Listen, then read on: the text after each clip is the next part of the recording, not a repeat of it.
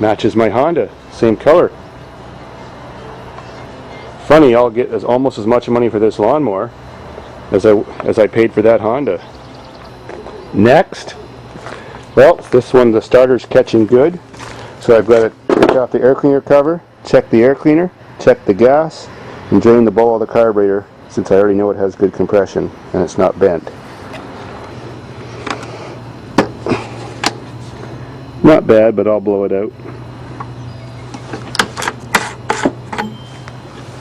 Completely dry. Now to check this.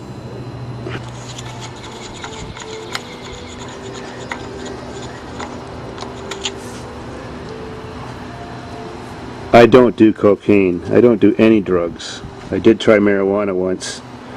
I never will try a hard drug. Just not into that. Plus I'm too cheap. But damn, does that make a good nose picker and ear cleaner. You want to rent it?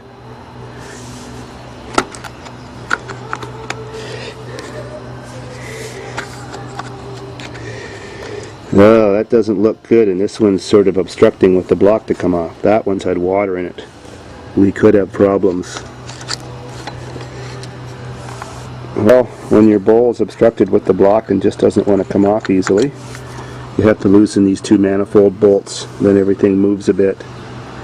Since this had water in it, I better check that the throttle is not stuck. Well, it's a little stiff, but it's not stuck. The throttle shaft often seizes when there's water in them. Now that those are loose, everything moves enough to get this apart, I hope. Yep, not a problem. Oh my God. We may have troubles. That is so bad. I don't know if I'll be able to save that carburetor. That's aluminum oxide and zinc oxide formed by corrosion. This has a different style of bowl screw with just the one jet hole you have to clean and then get the crud out of the bottom pocket. When your carburetor is this badly messed up with water, it's a good idea if you're going to try to use it to rapidly shake the bowl, shake the float to listen for splashing or sloshing. Often they corrode right through and are full of water. And sometimes the soldering job joint on them from the two halves isn't right. And they've actually got gas in them. So every time you have a lawnmower apart, it's good to shake this and listen for the sloshing of gas. If there's a little bit of gas or water in there, well then when you put your gas back in your lawnmower, your carburetor just keeps overflowing all the time because this thing will not allow itself to float up when it's got liquid in it. It stays sunk down. Then your carburetor overflows and floods your motor and you lose all your gas all over your deck. So that's a good thing to check. This one sounds dry. Now I've got to take some steel wool and clean all the parts off and then blow it out really good. I always give a carburetor one chance to see if it's savable before I switch it. Well, with this carburetor style, it's 100% important to make sure that tiny hole is cleaned out. It feeds the gas to the main jet. Now to blow it, whenever you blow it, make sure you don't lose your needle if it's still in there.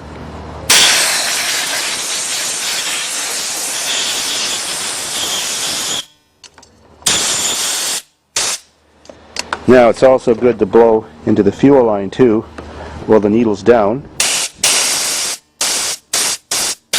Clear out the needle and seat. And blow this too. Now time to reinstall the bowl. Add a little oil to the stiff throttle shaft.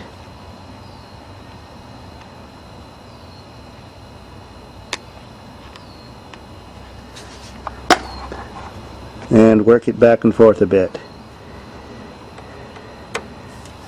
Now I just have to tighten these two screws. Well, I have it tipped over and I'm working on it.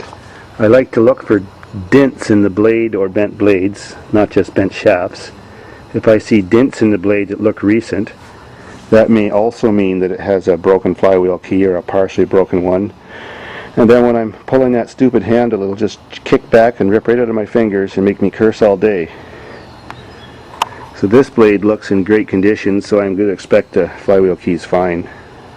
Well, since this motor had all that water problem in the carb that dried up, I'm going to take the spark plug out and check it, which I actually usually do anyways. Plug actually looks perfect. I think this one was just left outside and got all its problems. It looks like it was working great last time it was running. Now time to check the oil. Oh, there's almost nothing visible. A good thing this thing didn't start, because they would have fried the engine with no oil. Died just at the right time. Almost every lawnmower of any brand takes 1/2 liter of oil if it's completely empty. After she's gassed up like now, take the air cleaner off, look down inside here after you wait a couple minutes with the gas in it.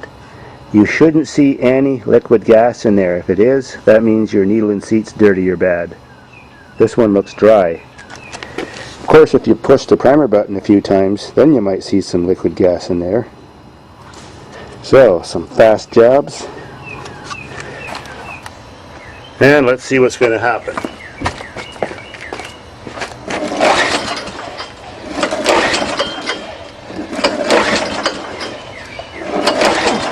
I think we could have a clogged carburetor.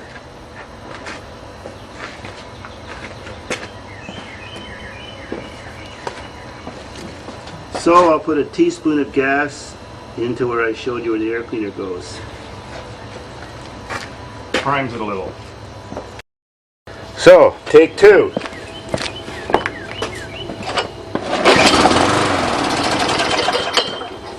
Well, she started and died, so that's telling me we probably have a plugged carb. Little prime again.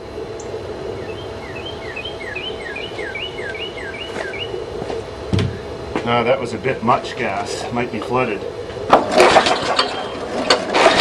Yeah, she's flooded.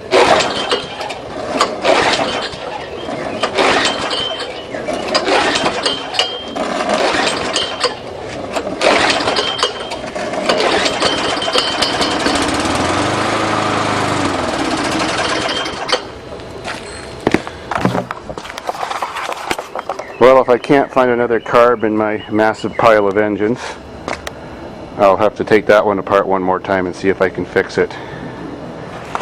Oh well, at least I know she's a good motor. And I probably have a bag for this one too.